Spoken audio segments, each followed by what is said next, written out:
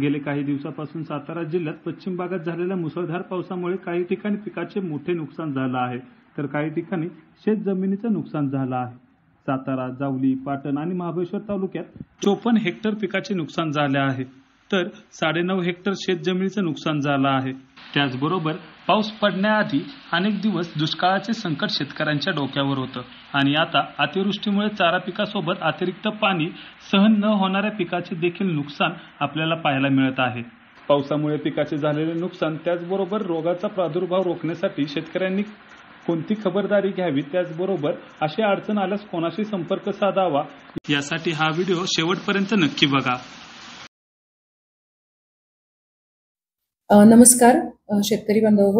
आपल्याकडे जसं आपल्याला माहिती आहे, जून महिन्यापासूनच सातारा जिल्ह्यामध्ये फार चांगल्या प्रकारे पाऊस झालेला आहे.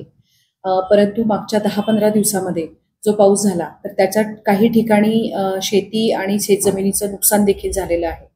आपल्या जिल्ह्यामध्ये पश्चिमेकडच्या भागामध्ये विशेषतः साताराचा काही भाग, जावळी, पाटण, महाबळेश्वर या भागामध्ये सुमारे 54 हेक्टरचं पिकांचं नुकसान झालेलं आहे आणि 9.5 हेक्टर पर्यंत जमीन वाहून जाणं आणि जमिनीचं नुकसानही झालेलं आहे. हा जेव्हा पाऊस फार जास्त प्रमाणामध्ये होतोय त्यावेळेला आता पिकांच्या नुकसानीचा आणखी काही प्रकारचं नुकसान होण्याची शक्यता आहे.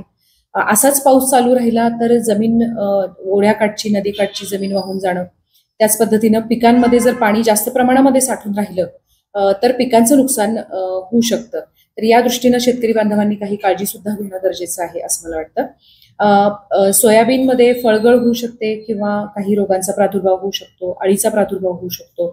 भातामध्ये तुडतुडे, त्यानंतर करपा रोगाचा प्रादुर्भाव होऊ शकतो. ऊसामध्ये जर ऊस पाण्याखाली पूर्ण गेलेला असेल तर शेंड्याची कूज होऊ शकते. भुईमुगामध्ये आरे सुटण्याच्या वेळेला जर पाणी जास्त असेल तर आरे कमी सुटतील आणि त्यामुळे उत्पादन कमी होऊ शकतं. तर अशा वेगवेगळ्या पिकामध्ये वेगवेगळ्या प्रकारचं नुकसान आपलं होऊ शकतं. तर शेतकरी बांधवांनी याबाबत दक्ष राहावं. ताबडतोब कृषी विभागाशी आणि कृषी विज्ञान केंद्रातल्या शास्त्रज्ञांशी संपर्क करावा. आपण काही मायक्रोन्यूट्रिएंटचे डोसेस देऊन आणि वेळीच जैविक बुरशीनाशक किंवा इन्सेक्टिसाइड यांची फवारणी करून आपण ह्या पिकांचं नुकसान वाचवू शकतो. धन्यवाद. अशा प्रकारचं नुकसान शेतकऱ्यांचं होत असेल तर त्यांनी वेळीच कृषी विभागाशी आणि त्याचबरोबर कृषी विज्ञान शास्त्रज्ञांशी संपर्क साधावा, असं आवाहन देखील सातारा जिल्हा अधीक्षक कृषी अधिकारी भाग्यश्री फरांदे यांनी केलं आहे.